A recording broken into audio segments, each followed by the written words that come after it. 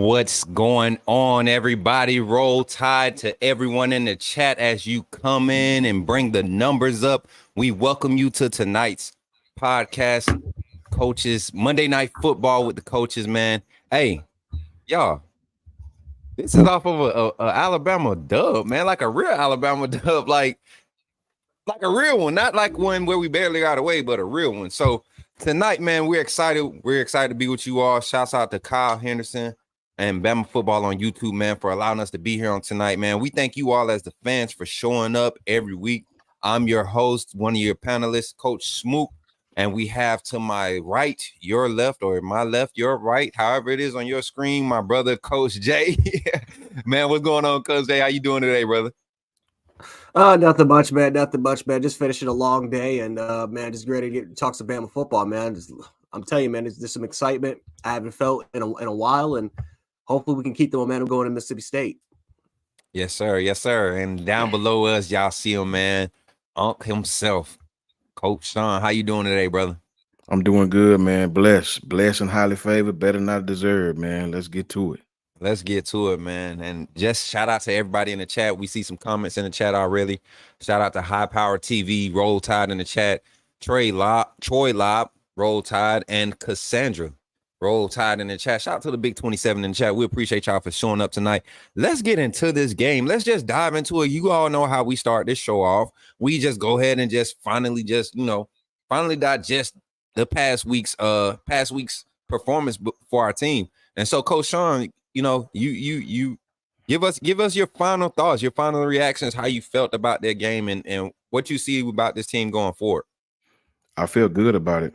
Man, because like me and Coach Jay said the other night, man, after the South Florida game, I was utterly disgusted, So I feel good about this win, man. Anytime you can go and get a win against another SEC opponent, no matter who it is, you got to be happy with that.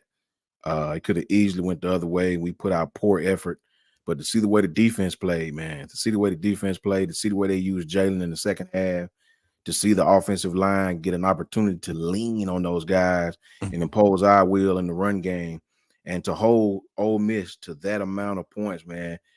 Hey, you take away that one bad read, which I thought was a bad call, run the high-low that close to the goal line. I was always taught not to run high lows in the red zone or anywhere near. Not inside 20s. Yeah. So you take that play away, man. Very efficient throwing the ball.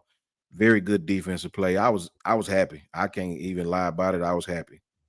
Right. Coach Jay, final thoughts, man, going forward. Not going forward, but final thoughts on the game as a whole, man. Disappointing first half, excellent second half. I'm still kind of wrapping my head of like where was this effort against Texas?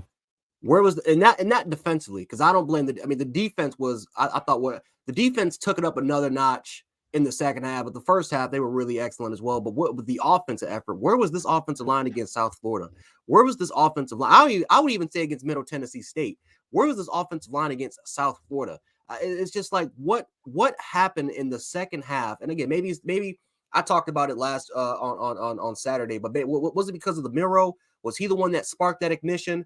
Because if that's a great case. But now can we carry that momentum going into not just Mississippi State, but for the rest of our SEC schedule? Because we are on thin ice.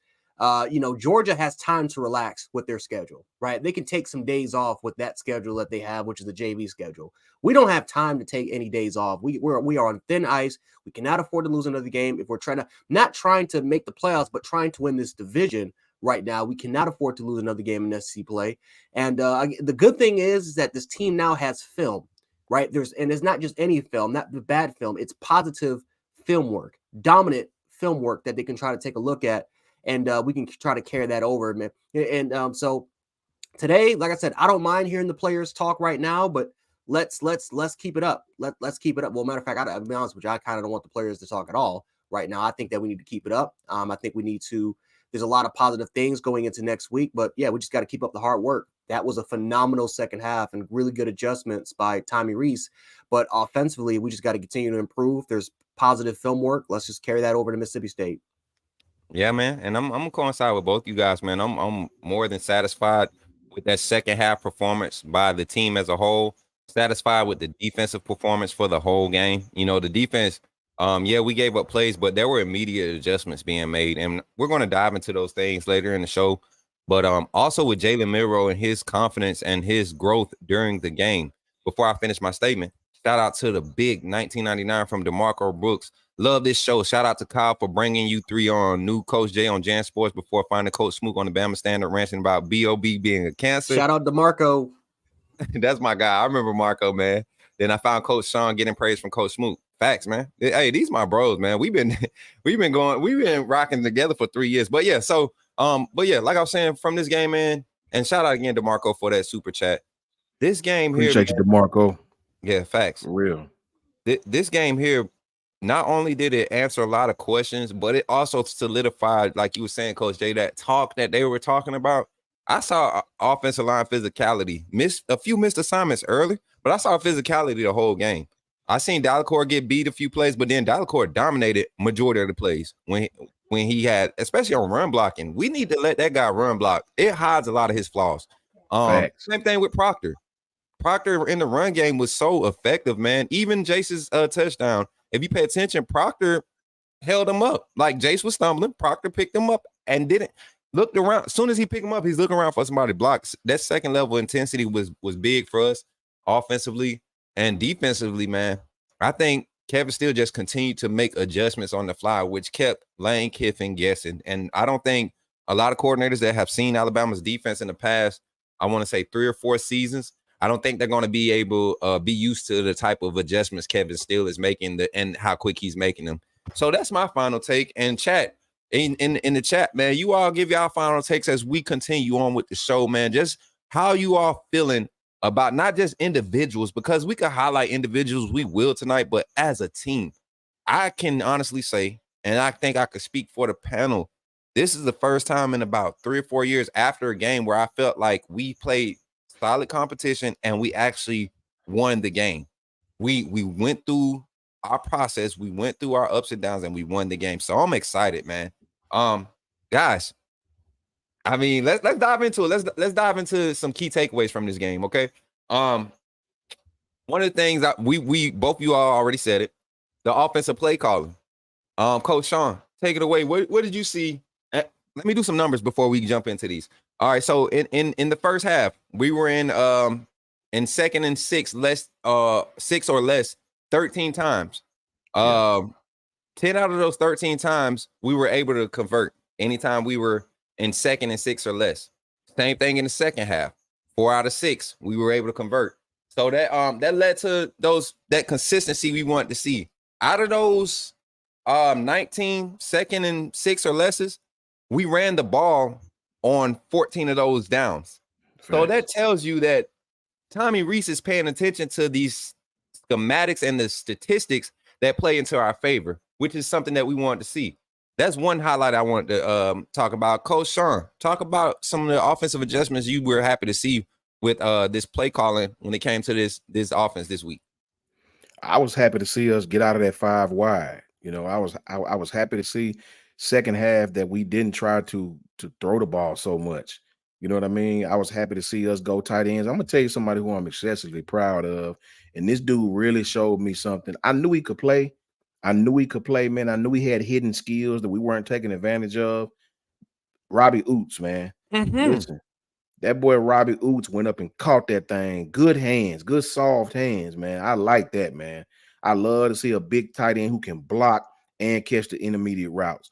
So I'm really happy at how Tommy used Jalen the second half. Outside of those 1 or 2 faux pas we had in the red zone, I was really, really, really happy that we decided to line up and let Jace eat coming off tackle, you know, run downhill at these guys. If you notice, they linebackers did not want to tackle in the fourth quarter. They did not, man.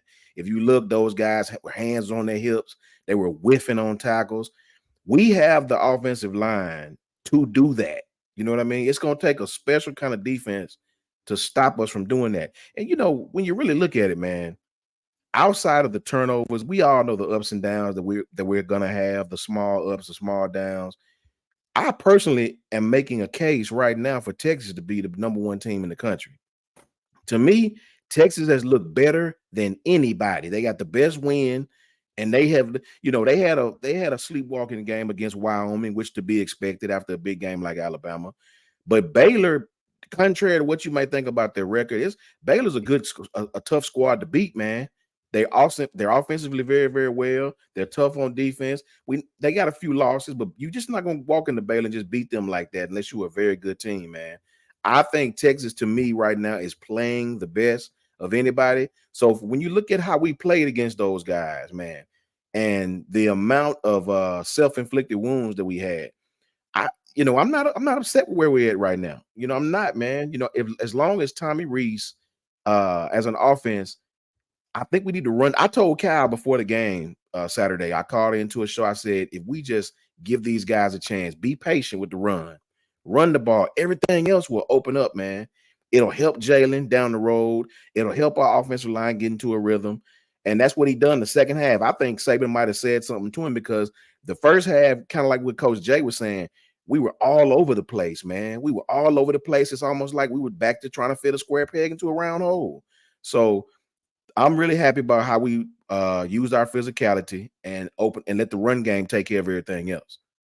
Yeah, man. And you said a mouthful when it came to just how Jalen Milroe was confident. I could hear confidence in the play calling. You get what I'm saying? And that was a key thing that had to happen in order for this offense to begin to progress. And we saw it from the beginning. The run game, the reliability on the run game, the patience to stick with the run game as much as we did early in the game was very, very impressive. And I think that helped the offense see how key they are to the success of this offense, which when you're talking about establishing an identity with offense that, new coordinator, new starting quarterback, guys in receiver positions playing bigger roles than they had to play last year.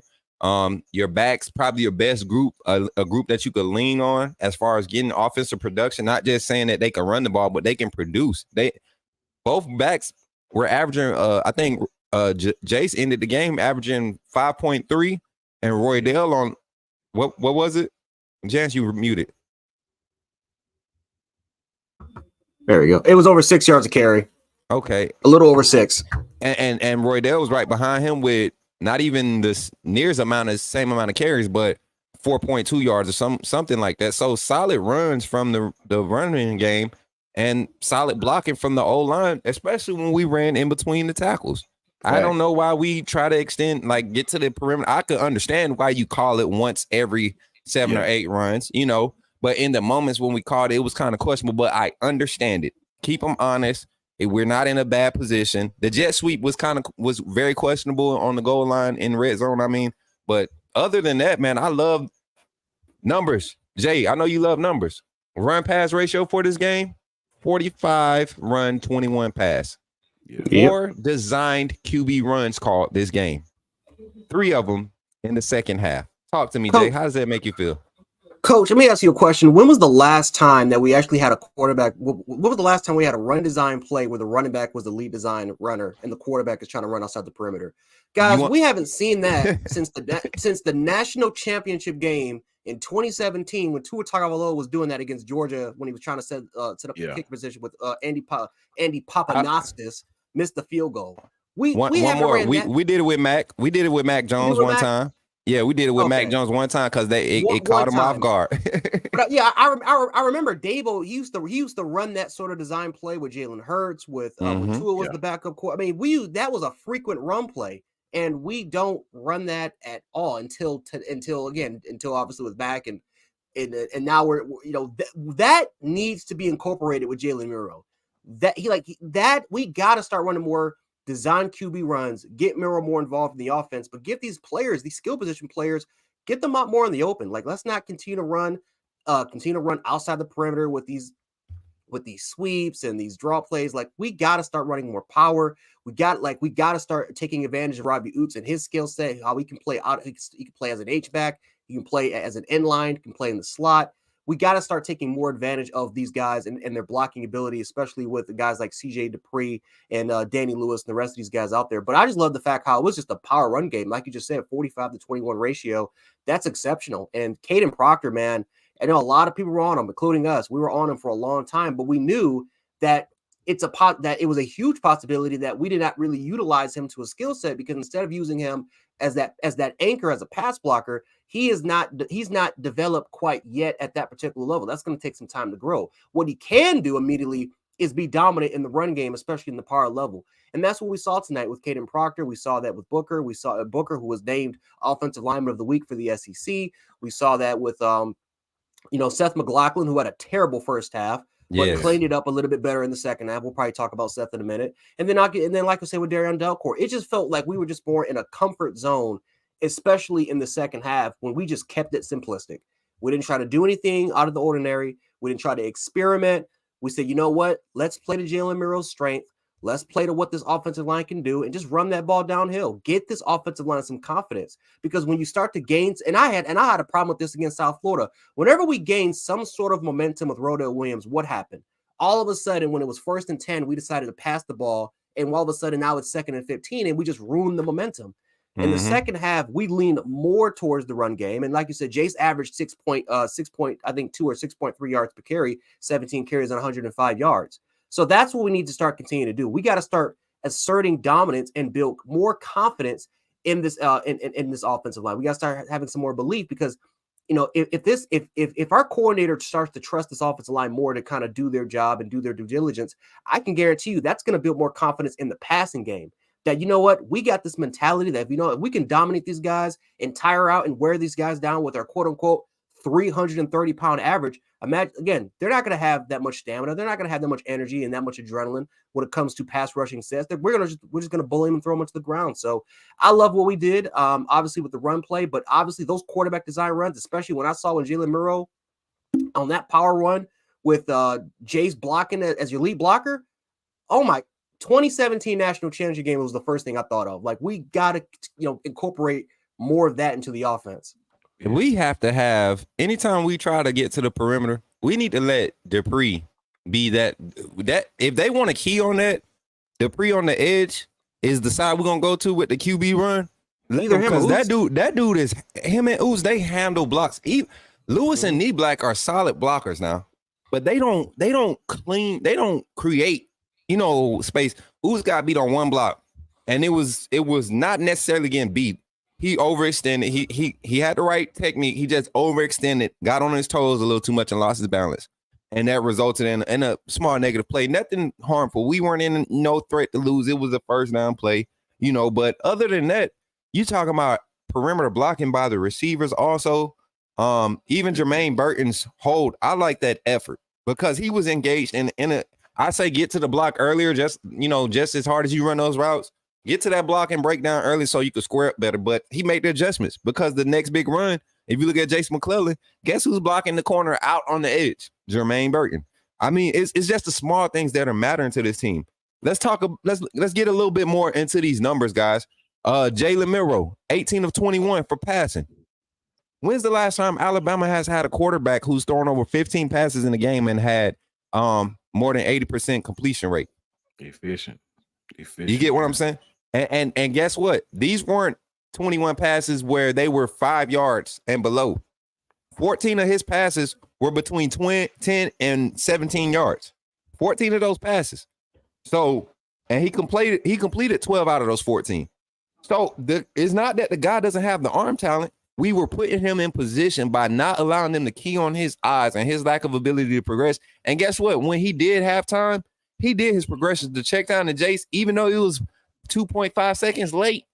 He still made his progressions. He read the whole right side of the field way too long, which is what a testament to our protection, our O-line and their growth, and also his ability to start trusting that protection. His touchdown pass, it required a lot of trust in that offensive line for him to step into that throw and get it out to Jalen Hill, which was a key play in that game because the offensive line had good protection. That last man came late while the offensive line was engaged. It was set up for 5-man protection. He had to trust it. They gave him the time. And he stood in there, and when he let that ball go, I saw the confidence in the throw. It wasn't like the Texas completion of Malik Benson across the middle where he kind of just let it go. I saw the confidence in when he let the ball go, and it was a difference. So those numbers there, man, are just some of the ones I want to highlight for the offensive side. And, of course, if we want to talk about individuals, in the receiver group, our receivers are playing out of their mind, guys. And this goes to my point, guys. We have so many weapons in the wide receiver room. This is why I said we won't have a 1,000-yard receiver this year. We're going to have to rely on the run game, and the receivers are going to have to make those 18 to 21 plays a game. And you got 8 or 9 receivers that got to split up 20-something, pass attempts. Or, at most 25, we're going to see 25, 30 pass attempts. So talk about that for us.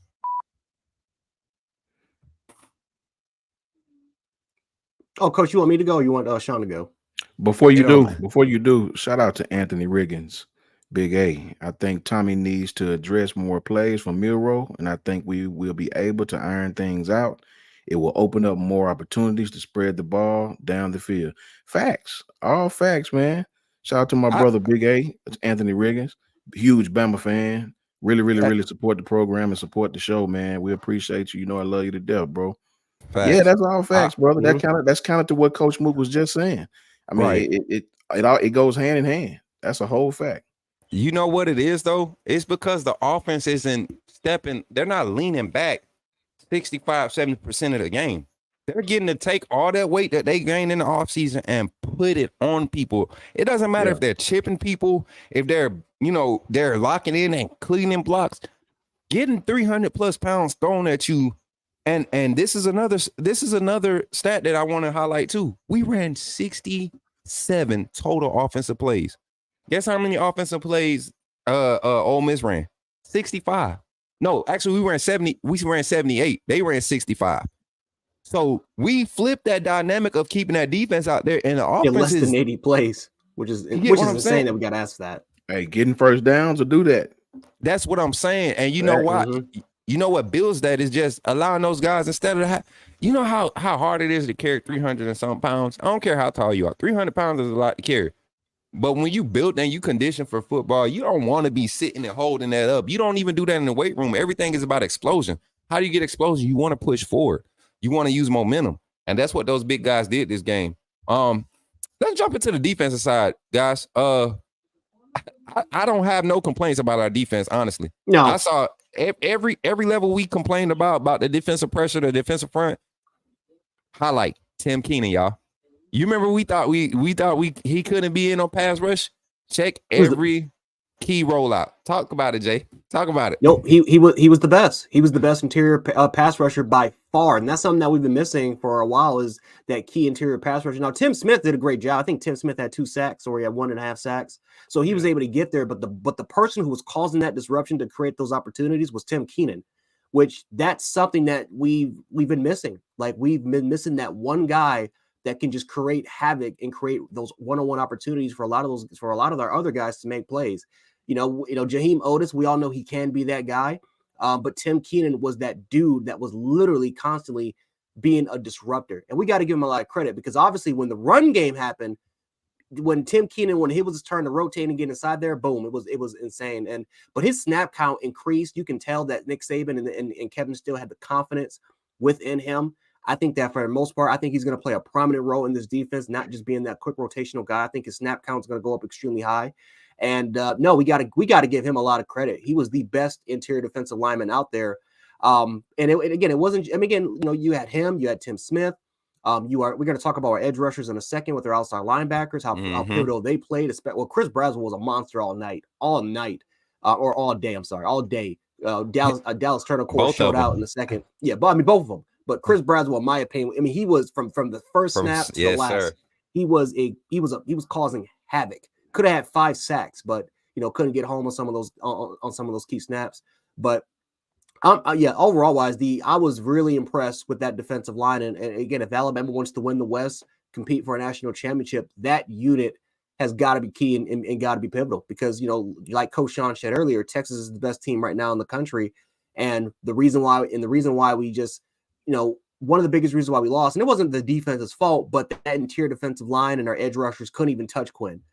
Right. That can't happen against teams like LSU and teams like Georgia, against teams that have better offenses and that get better skill position players that can stretch the field, and it can obviously just be a mismatch when if we play in some zone or if they try to get those one-on-one opportunities. So again, incredible upside, but we just got to continue to be more consistent. But Tim Keenan, I would expect that his snap count to definitely increase and play a big role in this defensive line. I saw a comment a minute ago. I want to address it real quick. Oh, here you go. Ephraim. Some of those 3rd and long, Coach Smook got to get off the field. I can agree, but at the same time, let me throw some numbers at you. I did numbers this week, y'all. I just want y'all to know. So I really broke all these games down. We have 4 games. I told you that's when I would be able to really get a good viewpoint or a good take on what this team possibly could bring, and basically can judge how far we can go. Wait a minute. Third. Go ahead. No, I'm about to say on 3rd down. Wait a minute. They went 3 for 14 on 3rd down conversions. Okay, that's why let me throw the numbers. This is why I wanted 3rd and 4th down conversions together. We're talking about conversions where they actually got a first down. They were 6 and 20 combined for 3rd and 4th down. They went for 4th down 6 times, right? I think they were only 2 of 6 on 4th down. And 2 of them were on one drive, and then they went for it on 4th down again and they didn't get it. And they didn't get it. Over to no point. Yeah. So it was 2 of 6. The one where they got the wheel route on Marshall, that was just Marshall. You could tell he knew he made a misstep when he checked off to the running back. He shouldn't have been trying to close that gap. He should have kept the flat angle, and then he would have been able to break up field and been more even because he didn't get burnt. It wasn't like they barely got the first down on that. So he was in position, just one misstep. But this defense and the amount, so to say that they got to get off, they were getting off. If this wasn't Lane Kiffin, a lot of those 3rd down, the 4th downs, the 6 that they went for are punts. You got to think about it. And then the 4th down conversions that they got were literally like inches missed. One was wide open, but the last one against Trez Marshall on the swing route, on the wheel route out the backfield was not a bad defensive call. It was literally a game of a play of inches. So we talk about this defense and how they were able to shut it down. The defensive front and its pressure. Coach Sean, talk about the edge rushes, and we'll swing it back around to you, Coach Jay, after Coach Sean talk. But how did talk about the linebacker group? Because I don't want to try to dictate what you're talking about, because you brought up the point about that whole how the whole linebacker group went. But talk about how their play affected the Ole Miss offense. I think our linebacker play as a whole is really, to me, what really set the tone for that type of offense, because Lane liked to run a lot of perimeter stuff, man, a lot of misdirection, a lot of window dressing. But our linebackers was foot to foot with those guys on all the perimeter runs. I was really proud of Dallas Turner. I had been hard on him because he wasn't showing me a lot. Dallas, it didn't seem like Dallas Turner was having the first game or two, maybe after the Texas games when he started to turn it up. But I was disappointed because it's almost like he wasn't playing aggressive enough. It's almost like he was sleepwalking. I would lose him on plays. I couldn't even tell he was on the field at times. But for him to dominate like that, and to dominate his opponent and to whip his man in front of him like that, that's what I expect out of him every week. If he wants to be a first-round player, he has to be that force. He has to be someone that the defense has to account for when they're practicing, because they had to account for Will, whether Will had a bad game or a good game. You better believe every defense had to account for that guy. So I was very, very, very proud and very, very satisfied with how the outside linebackers played, as well as the middle linebackers, even more so with the middle guys. I know those guys can pass rush. For me, though, one more point on Tim Keenan. I think I see now why they end up moving Otis to end. Oh, can I interrupt you 1 second? Because it seems they both have run stopping abilities, but Tim may be a better pass rusher. But you know what that provides, and I'm glad you brought it up, because I remember that was a complaint of ours. We didn't feel like that he had enough juice to force a guy. Yeah, you can cause havoc in the middle, demand a double team to be held up, but he showed his finesse ability. I saw a lot of technique being applied this game, and when you have a guy that can be like that, and then a guy like James Smith or Perry can come behind him, or what's my guy, Tim Smith, when those guys can line up next to Otis, I think you give Otis more ability to seal edge, and that's what really opened up. If you look at Dallas Turner, he had a lot of one-on-one wins against their best offensive linemen, quote unquote, their left tackle. All his one-on-one wins, majority of them were when he and I honestly believe that he took that challenge and asked for it. Let me get their best. Let me get that best side. If their left side is their best side, that's what I want. He defended the run strong on the left side at outside linebacker position, and he was able to provide pressure, consistent pressure. Inside linebacker play. Let's talk about Kendrick Blackshire, Jihad Campbell, and Trez Marshall stepping up for Deontay Lawson when Deontay Lawson get out. Honestly, people were worried about a drop-off. I saw more efficiency. Didn't skip a beat. Fact. Didn't skip a beat. I honestly saw more efficiency. Like, I saw better coverage across the middle. I saw better communication when Arnold passed off a route to, Malachi Moore passed off a route to Campbell. They were calling pre-snap. They were literally the amount of communication and the efficiency of it pre-snap on defense was just something I haven't seen in the Alabama defense. Last time I saw it was Kansas State game last season to end the season when them boys was locked in and they looked like an Alabama defense. So to see that 2 games in a row now, because the defense was solid last week too. They only gave up 3 points. And that was a position that special teams put us in. So, linebacker play, Coach J, we're still talking about the linebackers, man. Like, if I had to pick an MVP for this game, though, and I know Braswell had the sacks, I know Turner had his game, but Campbell, to be thrown into that moment and not have a drop-off. Mm-hmm. Now we're going to talk about the secondary. You know, we got to – y'all want to jump to the second? Let's go to the secondary because I know he want to talk about the secondary too. Coach J, talk about the secondary. Let's talk about the secondary, and we're going to talk about our key guys and highlight whatever. Coach J, do what you do, man. You know what? That's a big reason why I think Campbell had a big game was because of the secondary, how they were able to step up. It's been consistent every single game. We might just have the best run defending secondary in the country. Malachi Moore. When it comes to when it comes to edge containment, when it comes to sealing off, when it comes to really allowing other players to when it comes to forcing them to not go outside outside the perimeter, corners turning them inside. Yes, sir. I know what you're talking about. Right. Yep. Right inside, and then allowing and this goes hand to hand with our inside linebackers, the athleticism. That was the difference from last year. Was the athleticism. We all know Deontay Lawson's a baller, but you can make an argument Deontay Lawson is the least athletic player from that inside linebacker group. You can make a strong case he might just be the least athletic one. And then you had Henry T, which we know it is what it is.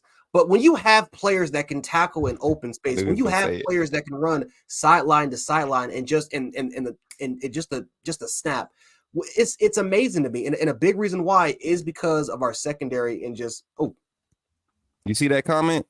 Yep. That is the major difference I was seeing a Texas game. Even when Caleb Downs got beat on that play, we were not playing soft coverage on that play. That is why my boy got beat. That is why he got beat. You look at the coverage and how he had to make that read. That was a hard read he had to make. He got drugged down.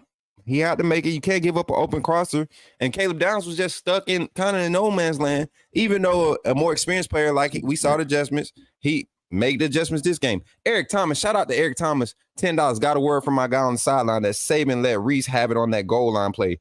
That old Saban showed himself. Roll Tide. Hey, you didn't have to get word, Eric. We saw it. Everybody knows the conversation. Everybody knows when Coach Saban is directing the conversation to that coach or to a play call because he won't be looking at the sidelines. He's in that headset.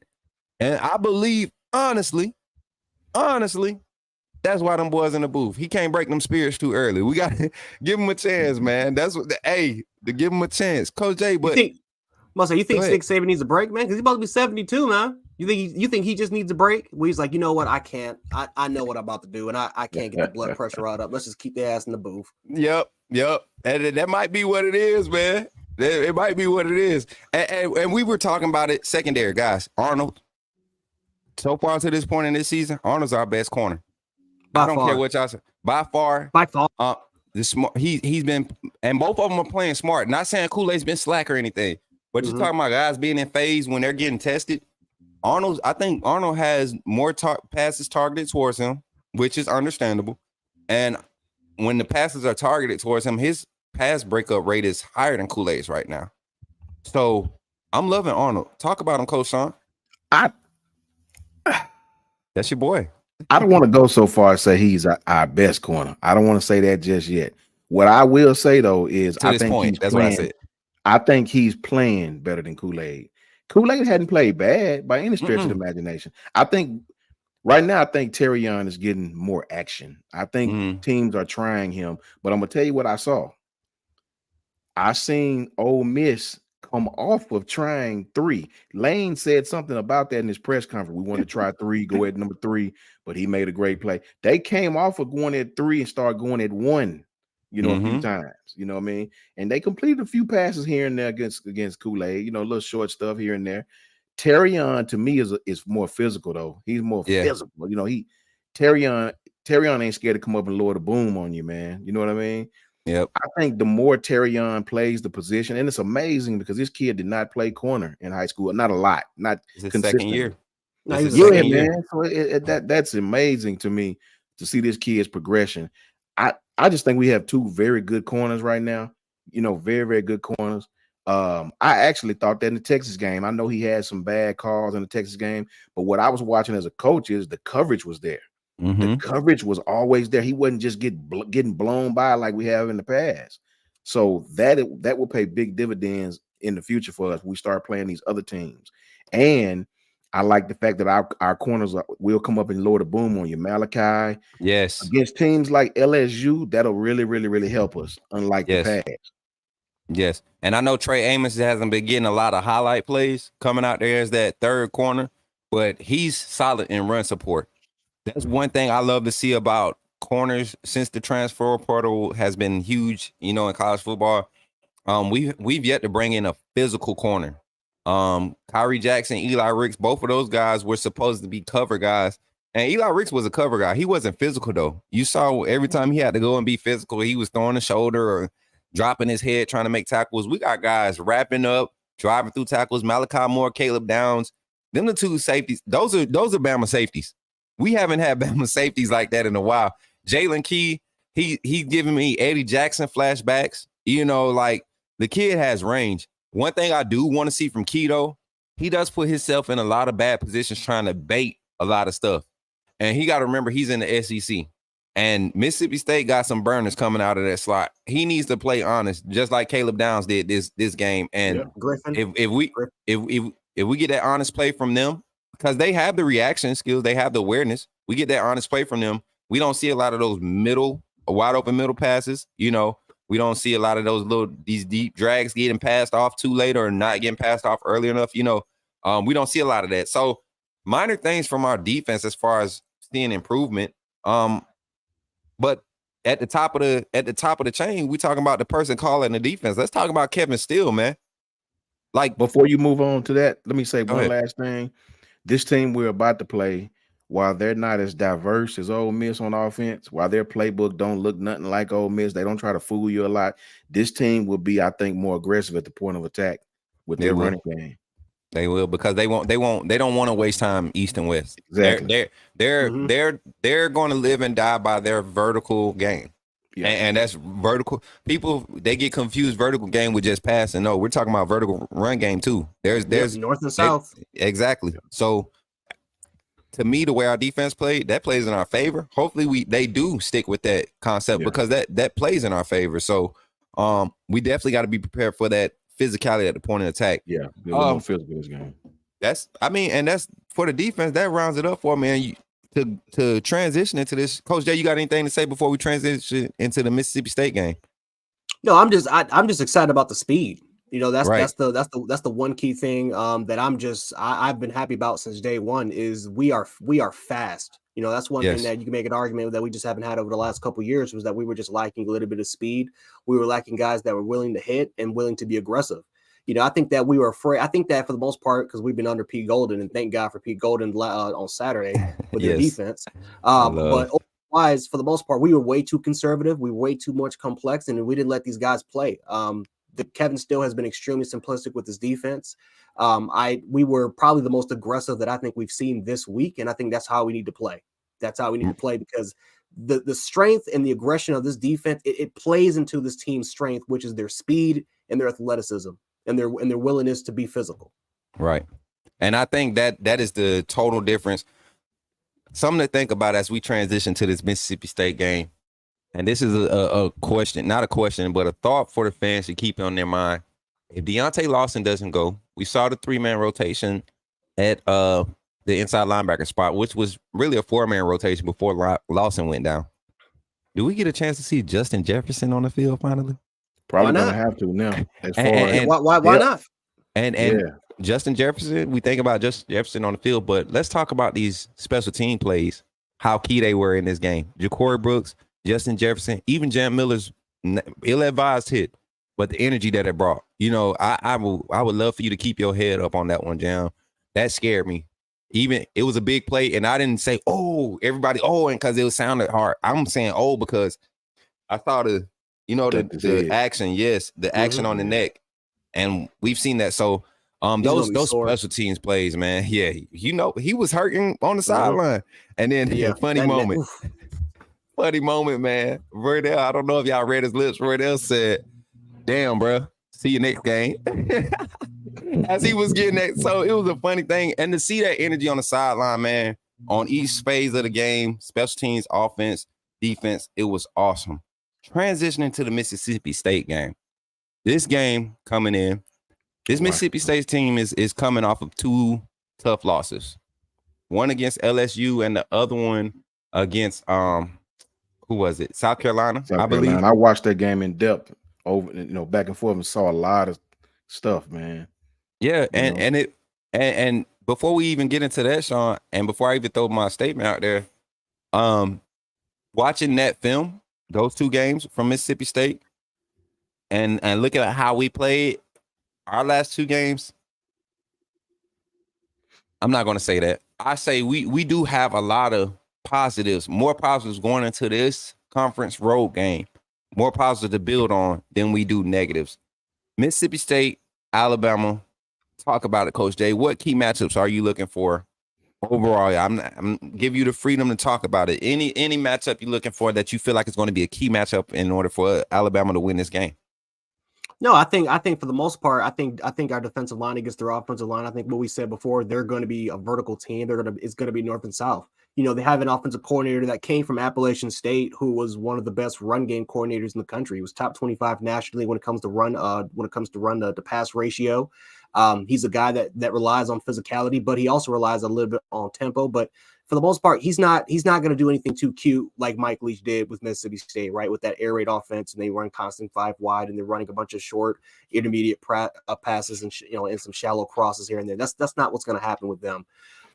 Mississippi State, I do think they got some skill position players that I think matchup wise is going to be fun to see. Griffin from South Carolina went off last week. It's 7 receptions for 256 yards. He's a guy that you can line up wide. You can line up in the slot. He's a little bit more of that gadget player for Mississippi State. You can line him up pretty much anywhere, but that's going to be a key player to kind of look up for, because that kid's dangerous. That kid is very dangerous, and it'll be interesting to see what he can do against Amos, line him up in the slot. And again, against our speed, I think matchup wise, I think we match up really well, because like I keep implementing our athleticism, our speed, I think can match up really well what their offense does. And just like how their coach was kind of talking about, that they got to take advantage of matchups and they got to be extremely efficient. You cannot slack off against this defense. But what's always going to be key for us is instilling pressure, because no matter what they do, no matter how good skill position players you have, if you can get home to the quarterback, you're not doing nothing. If you can cause havoc and penetration and disruption in the interior, you're not going to run the football. You're not going to do what you want to do to set up those pass plays. So This is a team that they're going to challenge Bama, right? You know, they're not going to run. They're not going to be doing a lot of cute things, right? They're not going to be running a lot of end arounds, and they're not going to be running a lot of motion. But they're going to be physical. They're going to try to challenge Bama and impose that will against them and try to wear them down. So I'm excited for this matchup. I think out of all the games right now, this is the matchup where I think this defense does match up really well. But Mississippi State, they're not afraid, man. You know, I would say with the exception of losing to, I think, didn't they play LSU they got blown up by LSU, I believe, right? Yeah, LSU handled them. They handled them. With that exception, they have pretty much been, every game has been close, right? They lost South Carolina close. Arizona, who's 3-1 in a really, really good Pac-12 school, they won that game. pretty close because of how they were able to handle that game and how they were able to kind of dominate in the trenches. So I like this Mississippi State football team. I think that this is the team that can provide some challenges, but matchup wise, this is a phenomenal matchup for Bama. Right. Something you said about Mississippi State's interior. That's a weakness I've seen from them. For them to want to rely on the run game so much, that's a weakness that I've seen from them on a consistent basis. And you remember week 3, we were talking about how Caden Proctor is consistently getting beat in those extended pass protection plays. Late in the game, especially, but early in the game we saw his struggles. But then, I think with Mississippi State, I think they're still trying to figure out their play calling balance. They don't seem to be comfortable in their play calling balance, and that's something that after a defensive performance from our defense, especially on the defensive front, the D line, I think that's something that's going to be able to help us momentum wise carrying into this Mississippi State game. Coach Sean, key matchup that you want to highlight going into this Mississippi State game? For me, the young man who calls their offensive plays, I think his last name is Barbie, Kevin Barbie. Yeah, from Appalachian. Yes, sir. Dude is a pro style guy, very, very physical guy. But I watched that game against South Carolina, and what I noticed was Mississippi State, they're not very prolific on offense, man. They're very methodical as far as they'll take 3 yards in a cloud of dust, but they will go over top. They will try to go over top with you. I noticed one play where South Carolina was in a very similar formation that we run. And one of their defensive linemen was playing a zero technique. And Mississippi State had 2 tights on one side, like what we call a overload or overhang tight end. Yeah. And what I noticed was the defensive end, which we call a 4-eye, defensive end, the guy was supposed to play inside out between the tackle and the tight end. He played between the 2 tight ends. He got too extended, and Mississippi State ran an inside zone back to the weak side, back to the other side where the personnel was short at, and they popped one, So, but that's nothing that's out of the ordinary, right? Overload one side, run inside zone, back to the weak side, pull a guard or pull something through there. Very, very physical type run. Don't be fooled because it's an inside zone. Very physical type run. So what I noticed is these guys will try to pound on you. It's kind of like what Coach Jay just said. These guys are not trying to fool you. They're not trying to fool you. They're coming downhill. I think, and to your credit too, Coach Smook, I think that does bode well for us. Yes. I do like their quarterback though, man. Their quarterback is one of those guys. When he's cold, he's cold. But when he's hot, he's hot. He will try up top with the Griffin kid, and they had another kid. I think it was Xavier Thomas. I think his name was. Yeah, Thomas. He possession receiver, 6'4", 220, big body guy type guy. Yes. Those guys will try to go downfield on you if they feel like they can lull you to sleep with the run. So the matchup I want to see is their receivers against our secondary. I know our defensive front seven is going to handle their business with this team. I want to see the way our offense handles their defense, how their defense handles our offense, I guess I should say. These guys are physical. It's kind of like what Coach Jay said. They're not going to be afraid. They're physical. They will bring pressure. They will bring it from different points. They're going to test our defensive front. But what I like about it is the more physical the game, the more I really don't worry. I worry about the finesse teams who can bring pressure and have the athletes on the outside. The big body physical guys, I think that bodes well for us. The guys who kind of give me great concern is the guys who are flexible and can bend and can come get our quarterback. And I don't think this team has a lot of those guys, but I'm really, really anxious to see how we play on the road. Me too, man. And I want y'all to these receivers, and I'm looking at them. Griffin, even though he's explosive, he's not a big target from them. You get what I'm saying? He's their explosive guy. So I don't see them being able to.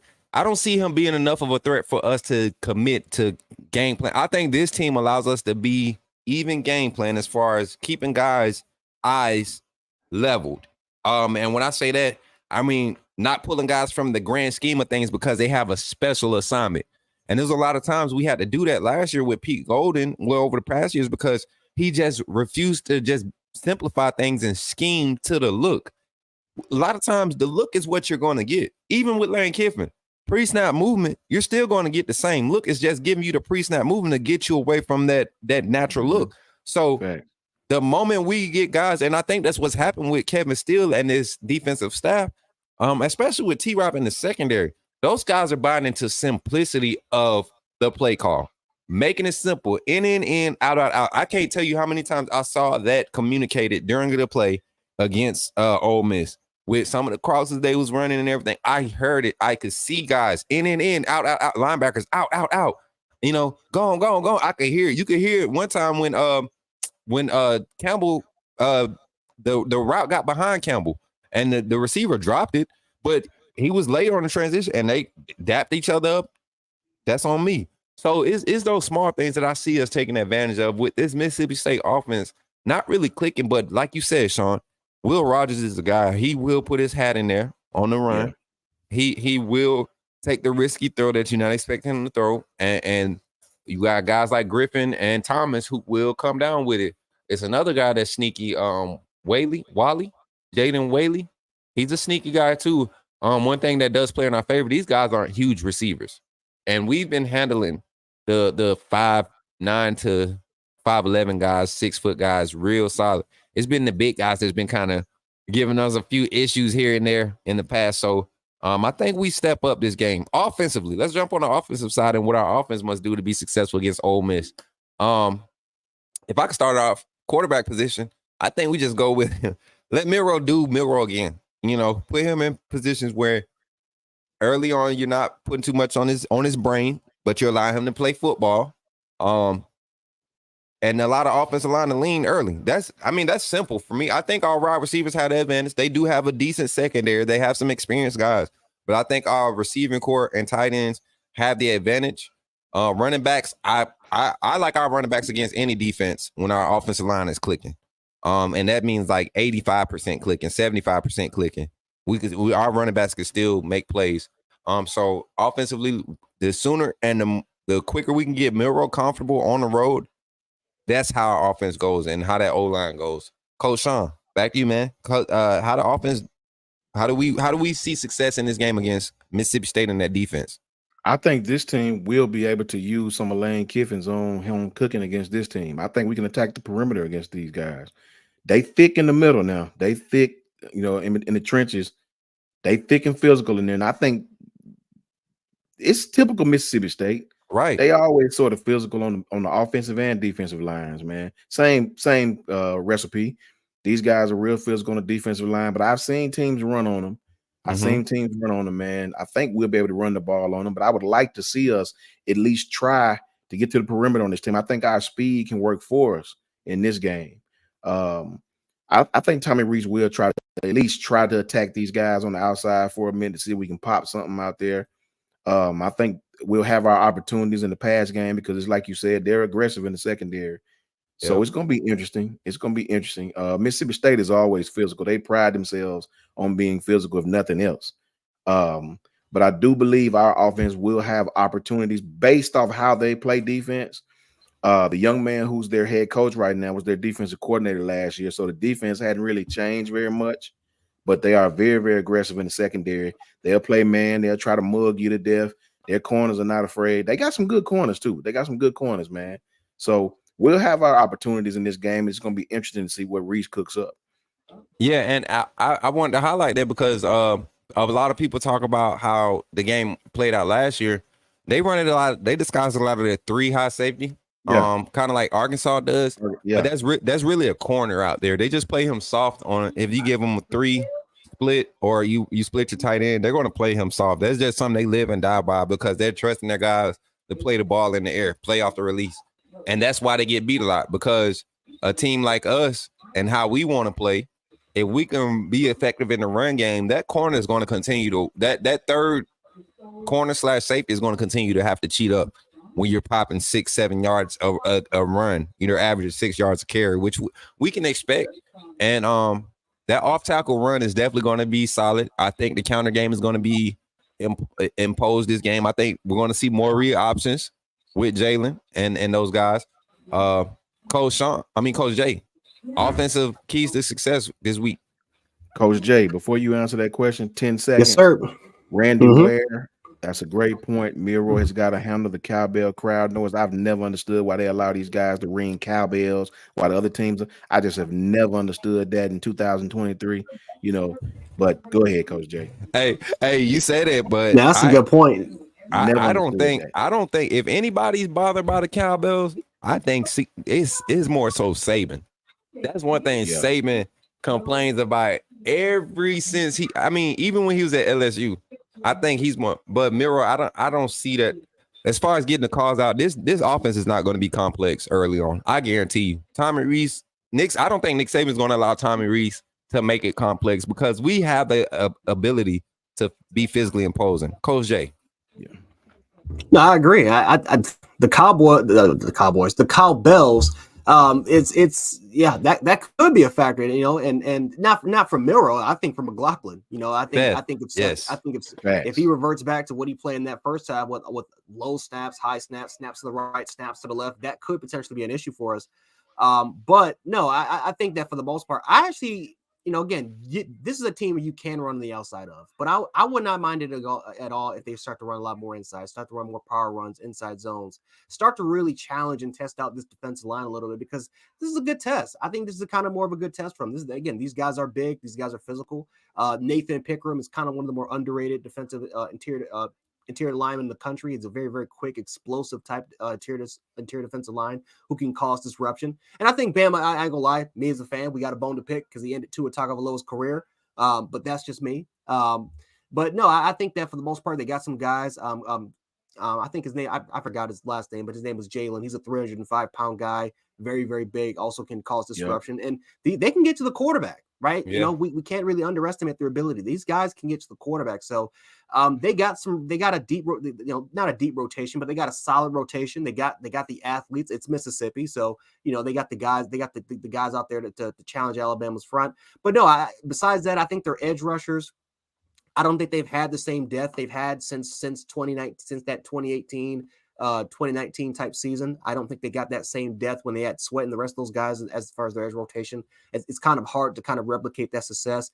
I think they're secondary wise, they got some nice rangy corners, right? That Emmanuel Forbes type player where you got to, again, they're not the biggest guys out there, but they got 6'1", 6'2" guys that have very, very long arm, very, very long, rangy type dudes.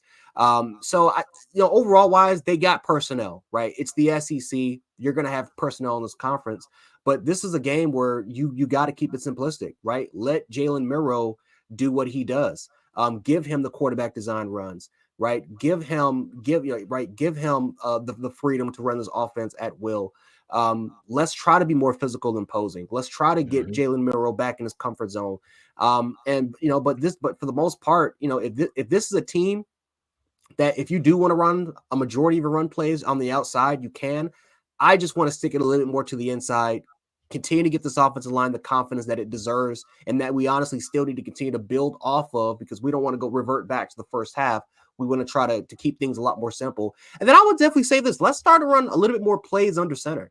I've always said this about Jalen Milroe. He can take the snaps under center. In that goal line situation where we're running out of the shotgun, like, why? We're at the 2.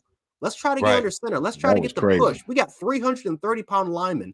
Let's try to get that Eagles push, that Hurts push right back in there. So let's try to run a little bit under center. Let's go right. Let's try to go back to that old tradition, that old type style, impose our will in the power run game, and build confidence over on this line. Because if you can dominate this interior defensive line, they're not the greatest defensive line in the world, but they got the size that can cause problems for Bama. I think that builds more confidence going into future SEC games. Yep. And I see a comment. Derek Austin said, "What happened to the slant routes?" I want you to go back and watch that game. A lot of the plays where Jalen was hitting the hitch at the sticks, it was because the slant from the inside receiver was, running. And a lot of times, a lot of us people who know football, this new age of football and the style of offense, slant routes aren't 3 yards and in anymore. It's not a post route for my offense, my receivers, until we hit the 8 to 12 range.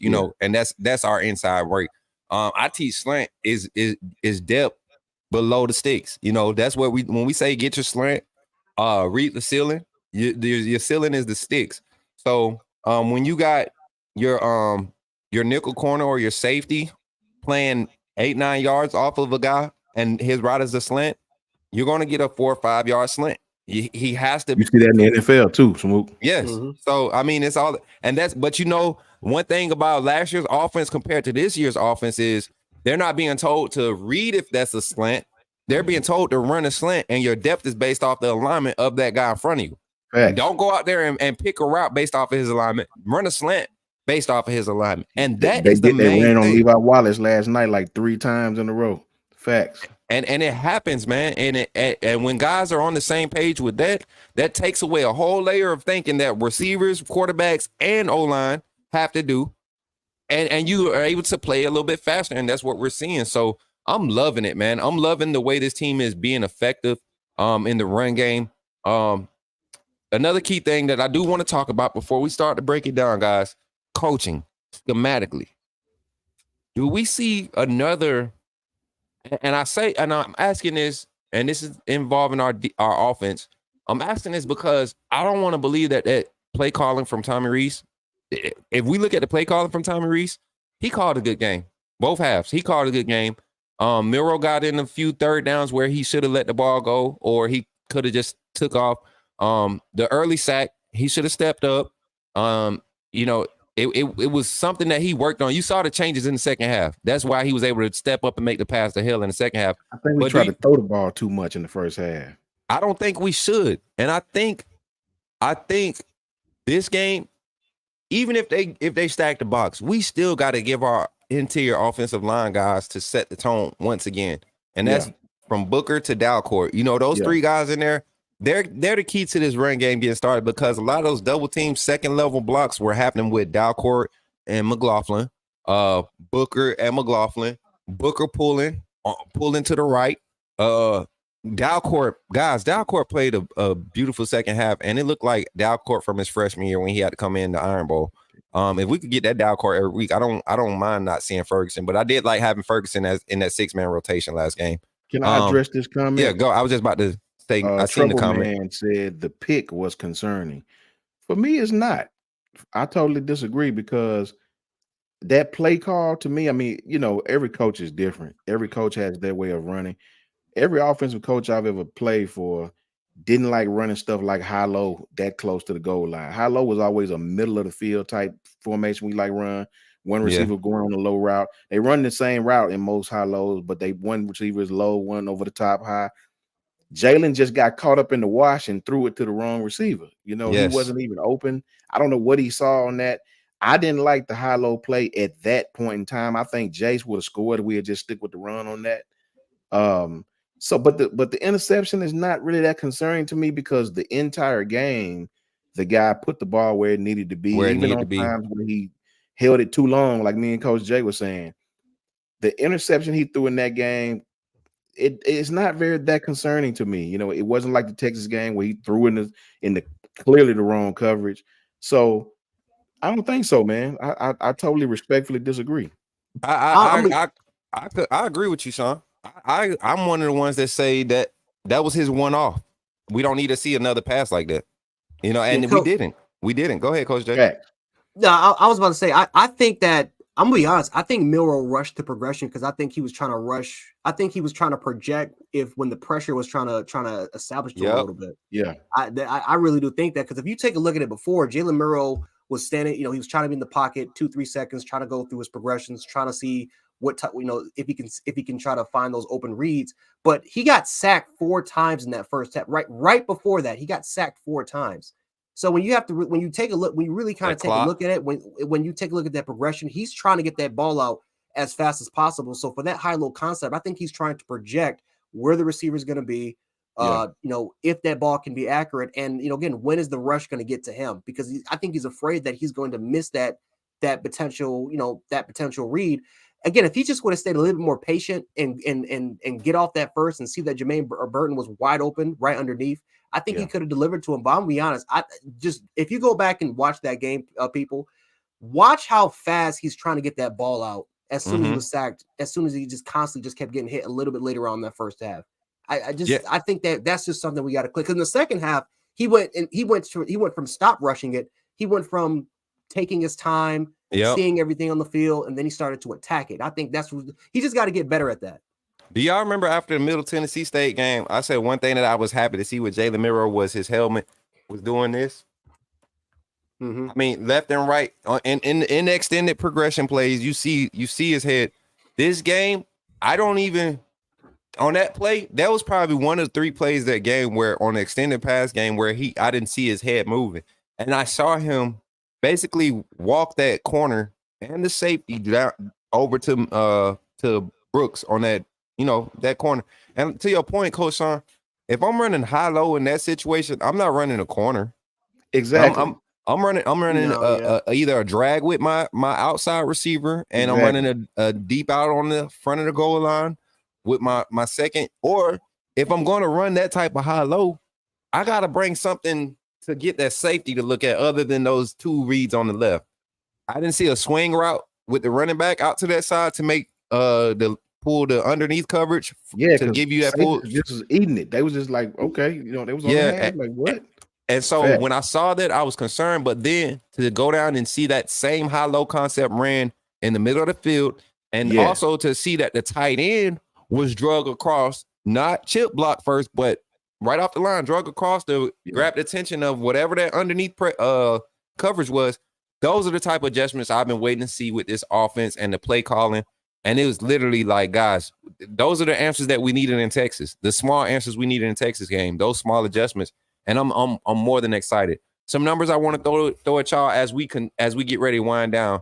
When we talking about we talked about the O-line and the D-line, right, being a key matchup.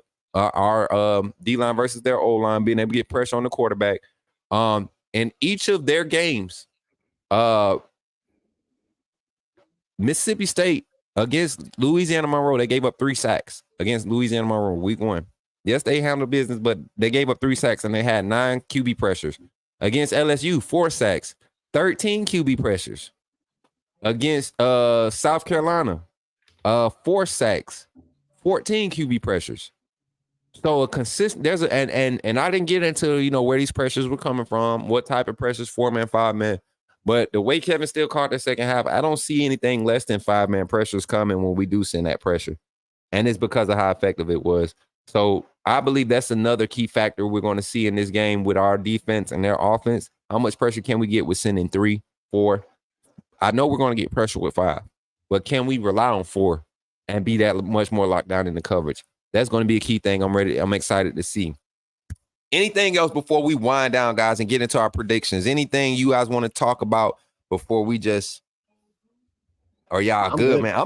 I'm excited, guys. This is the first time I'm calm going into a game.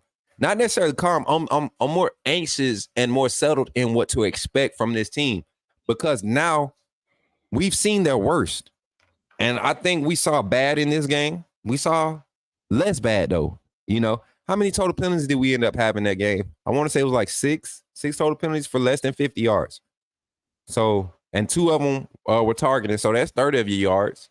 One was targeted, one was a personal foul, hit him in the face on the pass, which was crap because he was tied up, engaged with a offensive lineman, and they got Braswell on that. But, and shout out to my boy Will Reichert, man.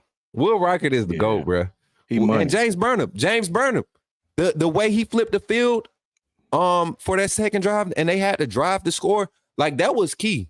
That was key in that game. We may just have the best kicking punting duo in the country. Like seriously, we like that. What's the one spot where I just think that we have just been dominated? It's flipping the field, and we've been money with our field goals, whether it's from 30, 40, and 50.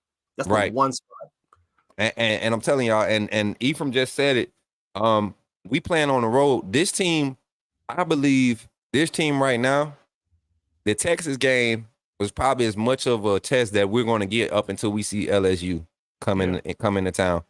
And I don't care if on the road or anything, Milroe is going to be composed, y'all.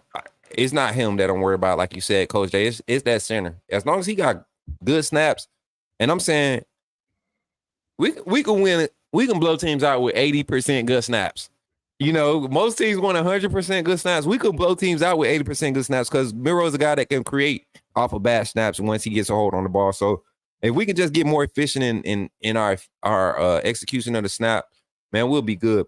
Predictions, guys. Chat, run your predictions up. Score, offensive MVP, defensive MVP, and X factor. Coach Jay, you take it away. I'm gonna say 31-13 Alabama. I think that this offense starts to really get going. I'm not saying that we're not. It's a possibility we can get going in the second half. I think the first half, I think we're gonna come out firing and off cylinders. Defensively, like I said before, I think that we got the speed and the athletes, and we got the size inside to really match up with what Mississippi State's going to try to do. So again, I'm not really worried about misdirection or a lot of motion, a lot of screens. I'm not really worried about that from this particular team. That's not Kiffin, and that's not their, that's not Sark. That's not their type of play style.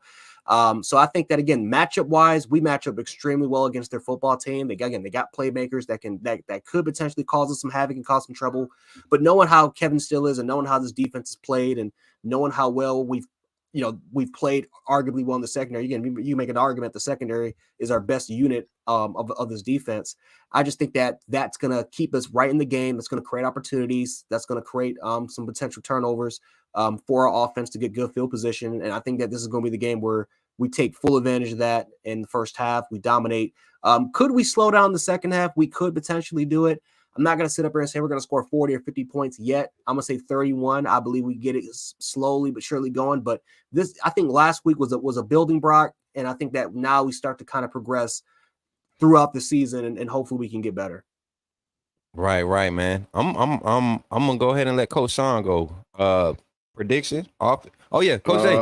We need your offensive and defensive MVPs. Okay. Go ahead. Offensive MVP. Because these guys don't get enough love, I'm gonna give it to Caden Proctor. I think Caden Proctor is gonna have a great game in the pass game and in the run game. I think that this could be the game where I think he steps up huge for us, and I think he starts to take that next step in his development. Because again, we all believe that he could become an All-American type of player. I think he's gonna step up really huge for us on that left side. And then defensive MVP. I'm gonna give it to because I don't even know if Campbell's gonna. We got to take a look at Lawson's status. It's tough, man.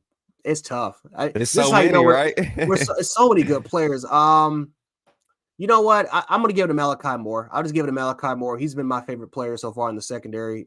He's been the initiator on that team. He's been that engine to the Ferrari, the tone setter.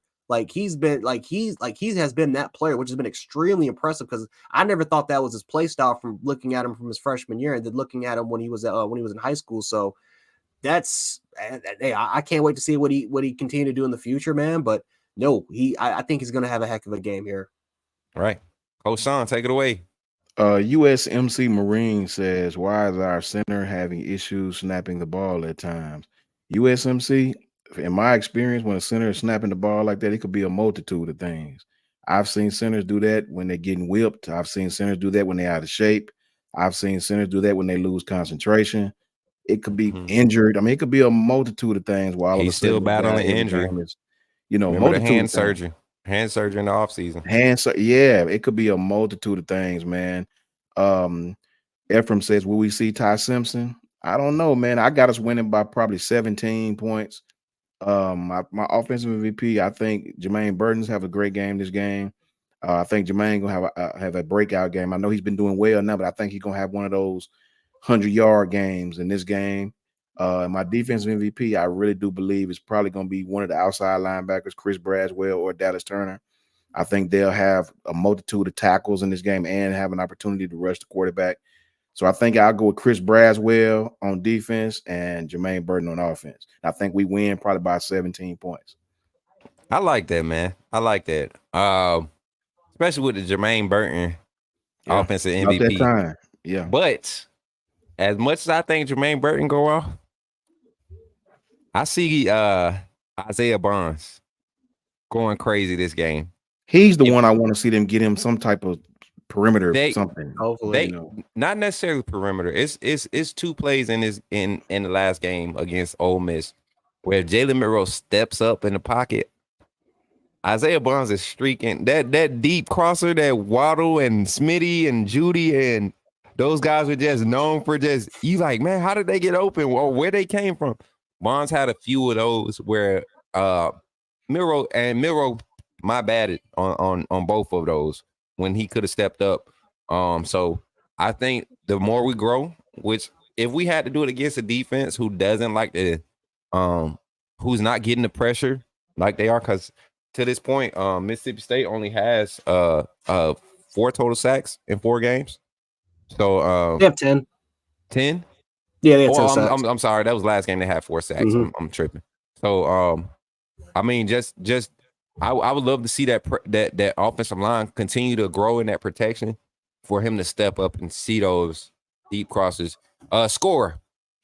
I'm gonna go Alabama 41. And that's a couple Will Reichert field goals in the first half on extended drives where they go, 4 or 5 minutes. Right outside the red zone, maybe. We, depending on, I don't know what Mississippi State defense shows up, but I do feel like this offense can get going, whether it's early in the second quarter, carried on throughout the third quarter, the last drive, third quarter grind, where we just impose our will. So I'm going Alabama 41, Mississippi State. The way this defense been playing, I could see us holding them under 17. So I'm gonna go Alabama 41, Mississippi State 13. And offensive MVP, I'm going to give it to, even though I was highlighting my boy Isaiah, I'm going to give it to, I think one of the run back snaps this game. I don't know who, though, because I feel like either one can go out there. Roydell, Jace, I feel like if Jam mess around and get out there and break one, coach might leave him out there. That's another thing. I'm sorry, y'all. That's what I wanted to highlight earlier. Y'all remember we was talking about feeding the guy when they hot in the running back room? If you look at the amount of the ratios of carries from Jace and Roydell, Jace came out hot. Roydell didn't play bad. Jace just came out hot, and I love that. So shout out to my boy Duke to go. Go ahead, Sean, hit that. Great content and accurate analysis as always. $2 super chat. We thank you, Duke to go 2020. Shout out Duke to go. Shout out Duke to go. But yeah, man. So that offensive MVP, I'm gonna give it to one of the run backs. Let's just go Jace. I feel like he's on a tear. I don't know. Offense is doing just as good in that second half. They gave me a lot of confidence. Defensively, I think this is the game where we see a couple Caleb Downs picks. Will Rogers is going to try to pick on Caleb Downs over top, try to catch him in some bad positions. And Caleb Downs almost had his first career interception if Terry Arnold had took it from him. He would have had a diving interception because that ball was definitely thrown short against Ole Miss. And his dive, he would have had a good chance of getting it. I think Caleb Downs shows up this game. Malachi Moore is going to allow him to be successful because of how efficient he is going to be playing underneath on that nickel look when he's walking down. So I think Caleb Downs gets to show up. He's going to be put in a lot of situations where he gets to make plays. And I think this kid really puts himself on the map more than what he has already done. So that's my take, my offensive, defensive MVP, my score prediction. Thanks to everybody in the chat for everybody listing their predictions, their scores and all that stuff. We appreciate y'all for tuning in. This game is a little bit, this show was a little bit more calm tonight because we had some good film to go and look at. There were some bad things and some good things that happened in this Ole Miss game, but it was one of those games where more good, even in the first half when we could not get those points on the board, you just kept seeing the growth, the steady growth and confidence being built. The more we were making plays, the more that the defense was getting stops, the more energy that was being thrown from the sidelines onto the field. So I'm excited about this weekend. We should be calm. We should be. This is how it should always be. No stress.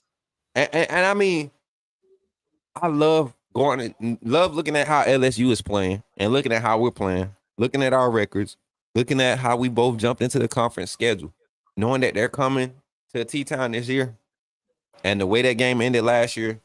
These are the type. I'm not skipping games. I'm just saying this is the type of energy I want about my team. Looking at other teams perform, Auburn didn't look good against A&M this past weekend in the second half, but they're still figuring it out. The conference is wide open. There's not one dominant team in this conference. It's wide open for anybody. Right. And week 4, and that's honestly how I want it. I remember we would be dominating teams and sitting 2 in the first half, in the second half, all those. It felt good in those moments. But then when we got to see teams that could keep up with us athletically late in the season, we didn't have the endurance. We didn't have the mental endurance, let alone the physical endurance to play teams for 4 quarters. And we were in games where if we played teams for 4 quarters, we should have been blowing them out regardless, but we just did it. So I like this mentality. I like how open it is. Week 4, we're answering questions. We still have a few questions, but we're answering questions, and I think our team is getting better. And I think, I see the comment. I'm sorry, Monkey Tube. Don't forget Texas A&M. I'm telling you right now, go watch Texas A&M game against Auburn. Auburn beat themselves a lot early in that second half, and I like our chances right now. With if we can continue this progression as far as growth. I like our chances. And Coach Saban, and this is how I'm gonna end it tonight, man. Today, Coach Saban made a solid statement in the Coach Saban show. He said, he told the team after the game, "I believe in you. The staff believes in you. If you can trust play calls, and we can trust you to execute consistently with confidence, this team can be one of the best teams I've ever coached." That's from Coach Saban's mouth. That's what he told. He said this team, he didn't say we can be, he said this team can be one of the best teams that I ever coached. Do y'all believe in that statement? I believe in you. This staff believes in you. If you can trust the play calls and execute consistently with confidence, this team can be the best team I've coached. Super chat. Shout out to my boy Trouble, man. This is the type of show that football fans need. Y'all keep it real, especially Coach J. Much respect, y'all. Shout out to you, man. Trouble, man. Shout out, Trouble, man. Shout out, Trouble. Yes, man. Just beat the team. Just beat the team who choose to face us. Facts, Antonio. That's the mentality that we need to adapt as a program and also as a fan base. Let's. Georgia's more worried about us than we're worried about them, guys. I promise you. And I think college football is more worried about us than we are. We're worried about them. We're more worried about our team, than other teams. And I think this team showed us this weekend that they are really making the steps. If they can do this again, second half again against Mississippi State, I have confidence in this team. A lot of confidence. Yeah. Can this team be what Ohio State was in 2014? How they struggled early in the season, had a season loss to Virginia Tech, a game they should have had no business losing to. But then all of a sudden, late game in the stretch, they just went on a tear. Dominated Wisconsin 59-0. Obviously, they beat us. We should have won that game. We were up 21-6. I still don't know how we lost that game. And then obviously what they did for the national championship game, and they're considered as one of the best teams ever, with obviously one of the most talented teams ever. So yeah, we'll be in that same bracket. I'm excited, bro, because we have the same situation at quarterback. They ended up beating us with Cardale Jones. Thirsty guy. Yeah, you know what I'm saying, and he was. You look at what he was able to do on the field. Yeah, he was a mobile guy, but his arm talent wasn't there. He wasn't as fast as Milroe. He had same amount of weapons, same caliber offensive line. We should be able to be successful with this offense, more than successful. We should be able to dominate. And that don't mean putting up 50 points a game. Ole Miss was averaging 51 a game before they came to see us. Doesn't mean nothing when you can't be balanced, against talented teams. So, as we close out, Coach J, take it away, man. Tell the people where they can find you, man, and how they can continue to support you, brother. Yeah, you guys can find me on Twitter, Gent716. If you want to try to get in touch with me, if you want to try to have any sort of conversations, whether it's good or bad, Twitter is the best place you can do it, Gent716. And then, of course, YouTube, if you want to see a more uncensored version of me, where you can start seeing some potential yelling, all of the above, you could see that at Jant Sports. We definitely have a fun time on that channel. And then, of course, Gmail, if you want to get it for business, JERICK946@gmail.com. That's a bet. Coach Sean, take it away, man. Tell the people where they can find you, brother. Ham Fam on Facebook. Anyone want to tap in, I'm here. Roll Tide to everyone in the chat. A big thank you to Kyle Henderson. First and foremost to him for giving us this opportunity. Talk a little football on the platform. And Roll Tide to you all. Facts. And y'all already know where y'all can find me at Coach SMOOK on every platform, man. That's Kick, TikTok, Facebook, YouTube, Twitter, Instagram, everywhere. Doing the content heavy. Last week's live game preview was crazy. It was awesome. We had a nice turnout. We actually had like 400 some people in that live, so it was good talking to those people, and interacting. Check out some of these highlights that we're going to be posting soon here on our TikTok, over there on Coach SMOOK's TikTok, and on the YouTube channel. We got a lot of content coming out, Alabama centric content, and yeah, man, that's where you can find me, man. And once again, shout out to Kyle Henderson, and Bama Football on YouTube, which is Kyle Henderson's network, man. Y'all see the content that he posts every day, and it's nothing but quality, man. Nothing but quality. And with this team that we have together now, man, as you guys said, man, we do a lot. We don't get to rehearse this. This is straight impromptu. We come in with a few topics, and it's because we watch the game. We watch the game, good and bad. It's not all good and it's not all bad. We take it for what it is, and we just give our perspective, y'all. And we appreciate y'all for supporting that and rocking with us. And with that being said, we got the $10 super chat. I thought we already got it. Oh yeah, we got the $10 super chat. Antonio. Yeah. Hey, Antonio, keep talking about posting these random numbers, man. What are you talking about, brother? Roll Tide, man. Hey, shout out to everybody in the chat once again, man. Appreciate y'all for pulling up. Roll Tide, and catch y'all next week, man. Roll Tide.